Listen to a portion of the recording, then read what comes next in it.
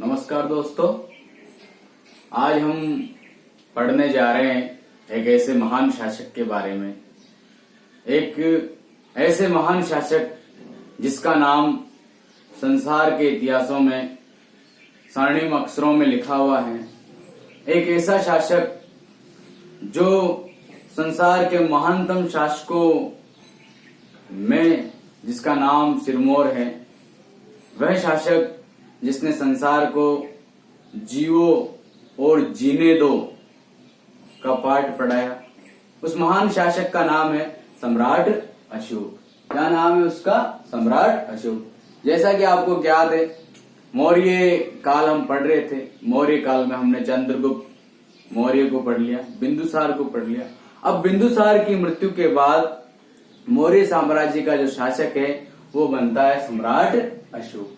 सम्राट अशोक के जीवन के बारे में, सम्राट अशोक के शासन के बारे में अनेकों जानकारी हमें ग्रंथों के माध्यम से मिलती है। मुख्य रूप से जो अशोक के जीवन की जो हमें जानकारी है, अशोक के जो शासन की जानकारी है, वो बौद्ध ग्रंथ, सबसे ज्यादा बौद्ध ग्रंथों से हमें प्राप्त होती है। साथ ही अशोक ने जो अभिलेख भी बहुत इंपॉर्टेंट है। अभिलेखों से भी बड़ी जानकारी हमें प्राप्त होती है। बौद्ध ग्रंथों में एक है दिव्यावदान, दूसरा है एक नाम आता है सिहेली परंपराएं, और भी बौद्ध ग्रंथ है जिनके माध्यम से हमें सम्राट अशोक के बारे में जानकारी प्राप्त होती है। जो ये सिहेली परंपराएं हैं, ये क्या है बच्चों? ये परंपराओं या अनुसूत्र, इनको अनुसूत्रियां भी कह सकते हैं। इसका अर्थ है कि दक्षिण भारत में या श्रीलंका के इन क्षेत्रों में अशोक से संबंधित जो कहानियां, जो कथाएं, वो पीढ़ी दर चली आ रही है।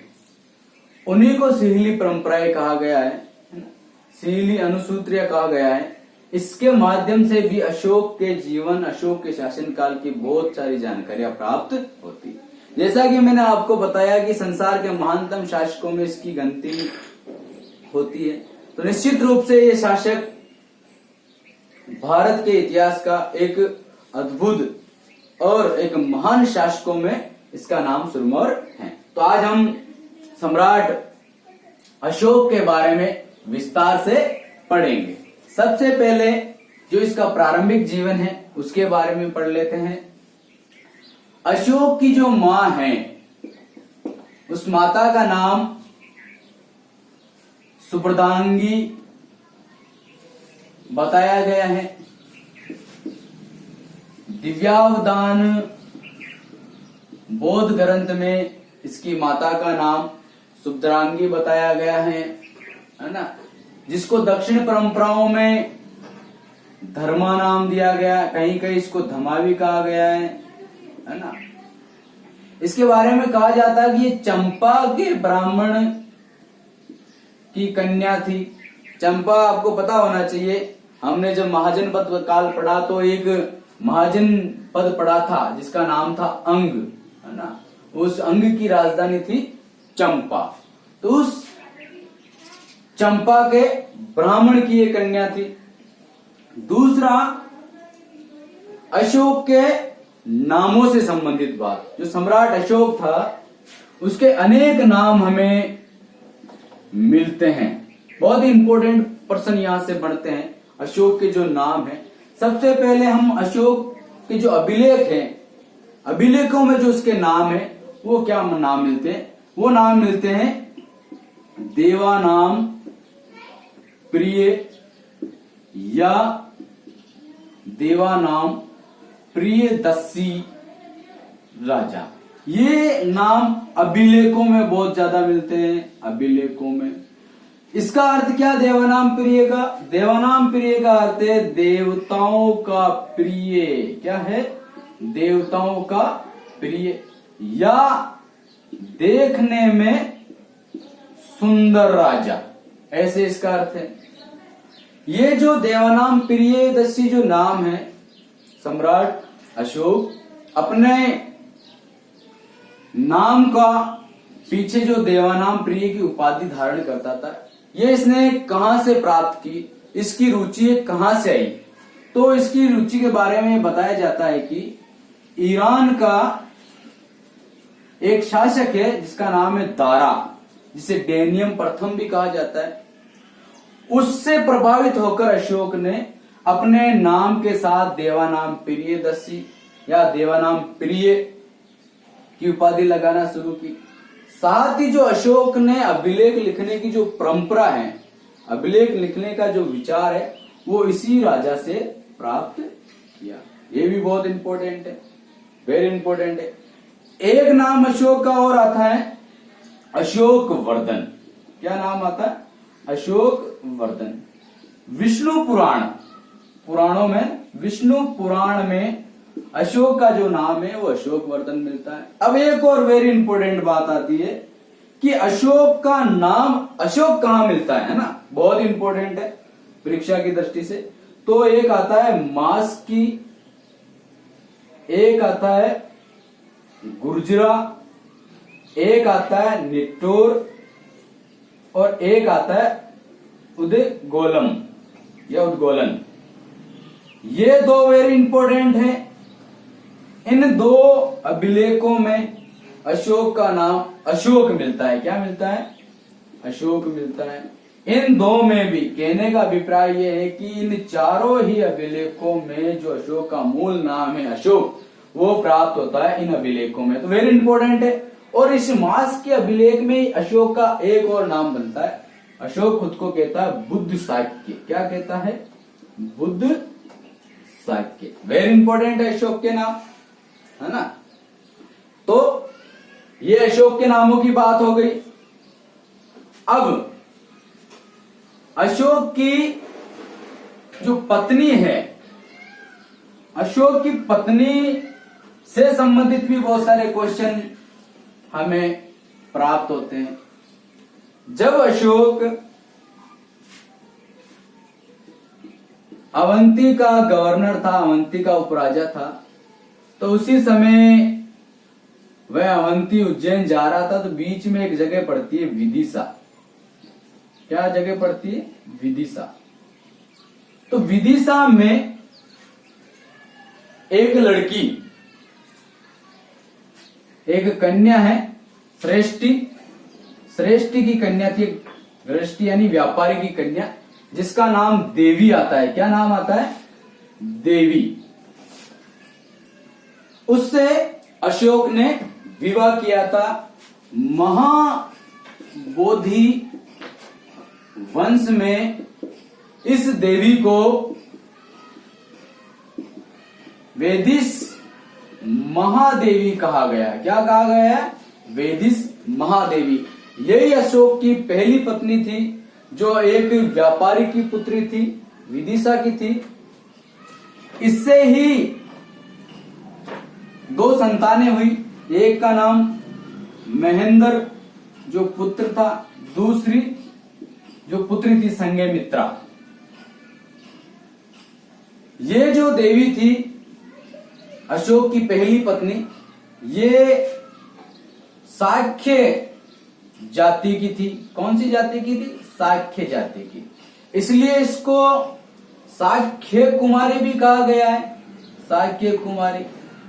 कहीं कहीं ये भी आता है कि इसी की प्रभाव में आकर, इसके प्रभाव में आकर सम्राट अशोक ने बुद्ध, जो बौद्ध धर्म है, उसकी ओर प्रभावित हुआ था।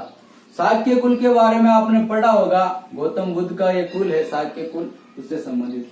बाद में इसको संघमित्रा को और महेंद्र को अशोक ने कहा भेजा था? आपको ज्ञात होना चाहिए, श्रीलंका बौद्ध धर्म का प्रचार प्रसार करने के लिए। ये बात आ गई। अब इसकी एक और जो पत्नी है,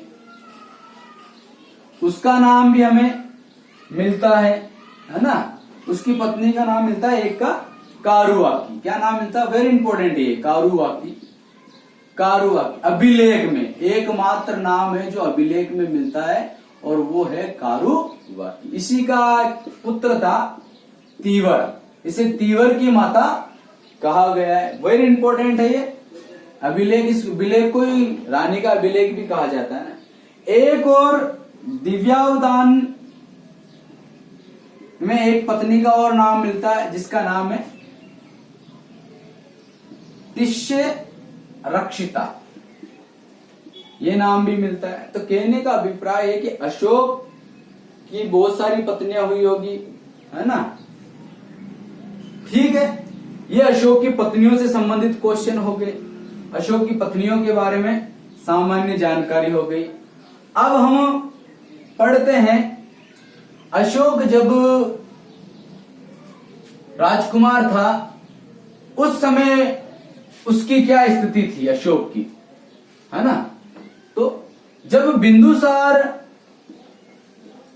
शासक था तो बिंदुसार ने अपने साम्राज्य को विभिन्न भागों में विभाजित कर रखा था। तो अशोक को उस समय यहां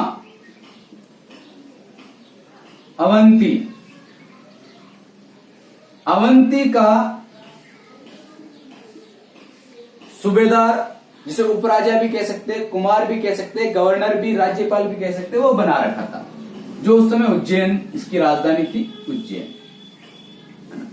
इसके बारे में कहा जाता है कि अशोक शुरू से ही कुशल, वीर और उसमें एक विशिष्ट गुणों को समाहित किए हुए था। तो उसने अपनी योग्यता शक्ति के बल पे यहां पर जो विद्रोह हुए उस समय में उसको उसने आसानी से खत्म कर दिया, दमन कर दिया। कहा जाता है कि यहां तक्षशिला में भी उसको गवर्नर नियुक्त किया गया था। यहां पर विद्रोह हुए, इसको दबाने के लिए सबसे पहले अशोक को ही भेजा गया था, है ना। फिर बाद में यहां जब विद्रोह दबा दिया तो अशोक वापस पुणे आ गया और यहां पर अशोक का जो बड़ा भाई था सुसीम को भेजा गया। फिर बाद में एक और विद्रोह हुआ, उस विद्रोह को वापस अशोक ने ही दोबारा उसको सही किया। तो अशोक की वीरता का परिचय, अशोक की योग्यता का परिचय बिंदुसार की जो मंत्री परिषद थी, है ना, मंत्री परिषद, मंत्री, प्रधानमंत्री, वो सब उससे प्रभावित हुए और उन्होंने ये मान लिया था कि आने वाले समय में मौर्य साम्राज्य का जो शासक है अशोक को ही बनाया जाएगा। अब बात आती है अशोक के राजा बनने की। अशोक के राजा बनने की जो कहानी है बहुत ही विशिष्ट कहानी मानी जाती है। तो शुरू करते हैं अशोक के राजा बनने की कहानी। 273 ईसा पूर्व में बिंदुसार की मृत्यु हो जाती है। बिंदुसार की मृत्यु से कुछ समय पूर्व ही सिंहासन को लेकर कुछ गड़बड़ियां शुरू हो जाती है। बिंदुसार का जो शासन था, बिंदुसार के जो मंत्री वगैरह थे वो दो भागों में बढ़ गए। एक तो सुसीम को शासक बनाना चाहते थे और एक अशोक को। अशोक के फेवर में ज्यादा लोग थे, सुसीम बड़ा था, इसलिए बिंदुसार ही उसको शासक बनाना चाह रहा था। तो थोड़ा हम बिंदुसार से संबंधित कुछ बात कर लेते। दो ग्रंथ आते, दीपवंश व महावंश। इसमें कहा गया है कि बिंदुसार के 16 रानियां थी और उनके 101 पुत्र थे। कितने थे? 101 पुत्र थे। सबसे बड़ा सुसीम था, जिसको सुमन भी कहा गया है, और सबसे छोटा विगताशोक, है ना, जिसको तिष्य भी कहा गया है, और एक अशोक। इन तीन नामों का उल्लेख हमें प्राप्त होता है। तो सुसीम तक्षशिला का उपराजा था, अशोक अवंती का उपराजा था। संघर्ष शुरू होता है। बिंदुसार के अंतिम समय में बिंदुसार सुसीम को शासक बनाना चाहता है, लेकिन प्रधानमंत्री, मंत्रिपरिषद, मैंने बताया था 500 सदस्यों वाली जो मंत्रिपरिषद थी उसका प्रधान होता था खल्लाटक। क्या होता था? खल्लाटक। और जो प्रधानमंत्री था वो था उस समय राधा गुप्त। इन्होंने अशोक को शासक बनवा दिया और 273 ईसा पूर्व में बिंदुसार की मृत्यु के बाद सम्राट अशोक शासक बन जाता है। लेकिन सबसे बड़ी बात यहां आती है, बहुत ही बड़ी बात आती है कि अशोक शासक तो बन जाता है लेकिन उसका जो राज्यारोहण है वो 4 वर्ष पूर्व होता है। कितने वर्ष पूर्व होता है?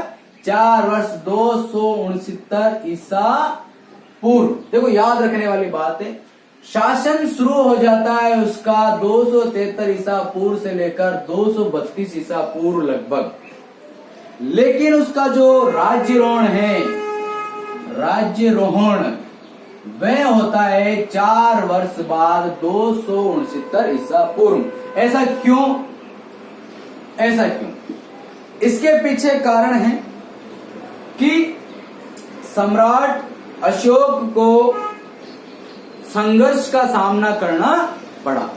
बौद्ध ग्रंथों में, सिहिली परंपराओं में यह बताया गया है कि अशोक ने अपने 99 भाइयों को मारकर शासक बना। इसी कारणों से अशोक को इतिहास में चंड अशोक क्या कहा गया है? चंड अशोक भी कहा गया कि उसने राज्य पाने के लिए अपने 99 भाइयों का गला काटा, 99 भाइयों को मारा, इसलिए उसको इतिहास में चंड अशोक का नाम भी दिया गया है। लेकिन बच्चों ये बात पूर्ण रूप से सत्य नहीं है, क्योंकि अगर अशोक अपने 99 भाइयों को मारता तो हमारा जो एक अभिलेख है 5वें अभिलेख में हमें अशोक के भाई बहनों के बारे में पता चलता है कि उस समय उसके भाई बहन थे। एक बात ये आती है इंपॉर्टेंट। दूसरी ये आती है कि उस समय जब अशोक का हम इतिहास पढ़ते हैं कि उसका हृदय परिवर्तन हो गया, इतना महान धार्मिक शासक बन गया, तो ये उचित नहीं लगता कि उसने अपने 99 भाइयों को मारा होगा। हाँ, लेकिन ये बात सत्य है कि अशोक ने साम्राज्य पाने के लिए, सम्राट बनने के लिए उसका उसके भाइयों से बड़ा संघर्ष चला होगा और जो भाई उसके विरोधी थे उन भाइयों को उसने उस मौत के घाट उतारा होगा। ये बात आती है। ठीक है, अब थोड़ा अशोक के विजय से संबंधित कुछ बातें हैं वो हम कर लेते हैं। सबसे पहला है कि एक व्यक्ति आता है, एक लेखक आता है जिसका नाम है कल्लण। क्या नाम है? कल्लण। उसने पुस्तक लिखी है रजत रांगणी।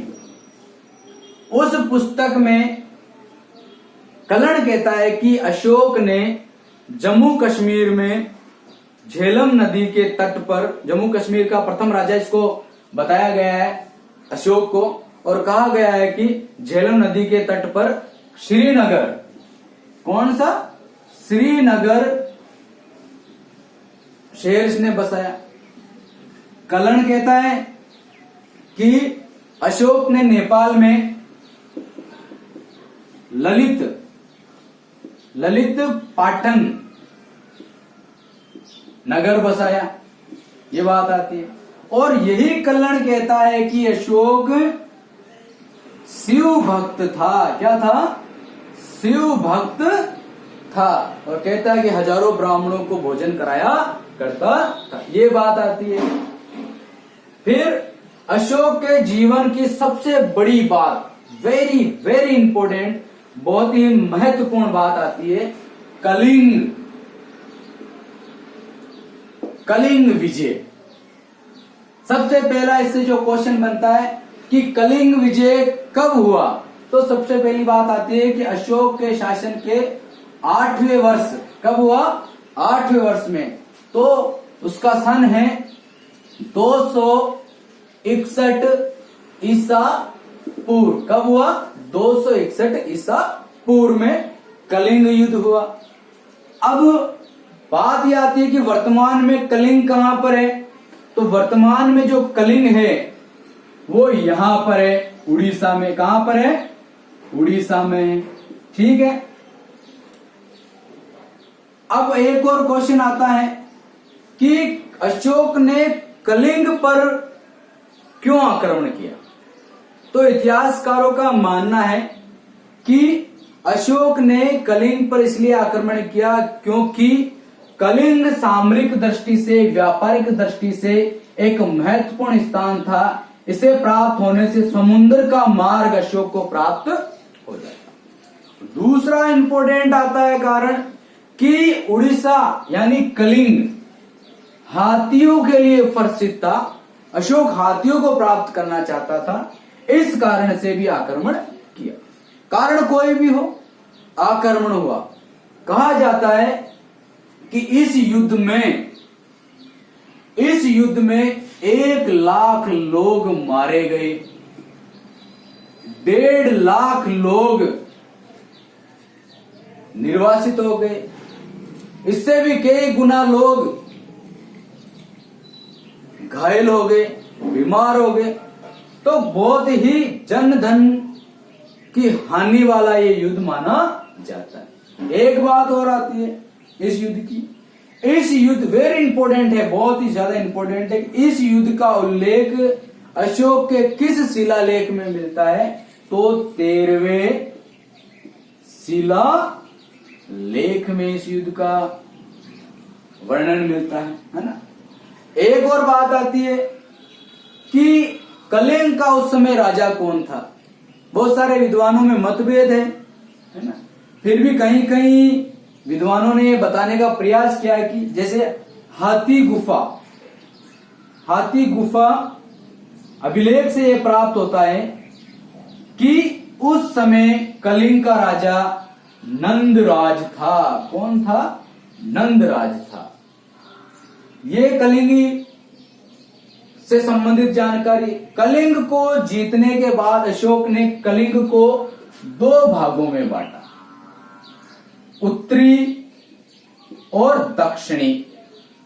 उत्तरी की राजधानी तो उसने तोशली और दक्षिण की राजधानी जोगढ़ रखी है ना। तो ये इंपॉर्टेंट बातें हैं कलिंग से संबंधित। कलिंग युद्ध के कारण, कलिंग युद्ध की त्रासदी को देखकर, कलिंग युद्ध में मार काट और खून को देखकर अशोक का जो हृदय है वो परिवर्तित हो गया। अशोक ने ये अनुभव किया कि युद्ध से, तलवार के बल से कुछ भी प्राप्त नहीं किया जा सकता है। इससे असंख्य लोगों में दुख पीड़ा को ही बढ़ाया जा सकता है, जो कि गलत है। अशोक ने इस युद्ध के बाद युद्ध विजय को छोड़ दिया। युद्ध विजय या रण घोष या भेरी घोष को उसने छोड़ दिया और उसके स्थान पे उसने एक नया विजय का आधार प्राप्त शुरू किया, जिसका नाम है धम्म विजय। क्या है? धम्म विजय को उसने शुरू किया। धम्म विजय को उसने आने वाले समय। तो आज के लिए हम इतना ही पढ़ेंगे क्योंकि अशोक बहुत बड़ा है। अशोक हम 2-3 पार्टों में पढ़ेंगे ताकि आपको अच्छे से इसके बारे में समझ आ सके। तो मैं पुनः थोड़ा सा बता देना चाहूंगा अशोक के बारे में। सबसे इंपॉर्टेंट है अशोक के नाम। अशोक के नाम आपको याद करने। दूसरा, अशोक की जो सबसे महत्वपूर्ण विजय, कलिंग विजय, वेरी इंपॉर्टेंट है ना।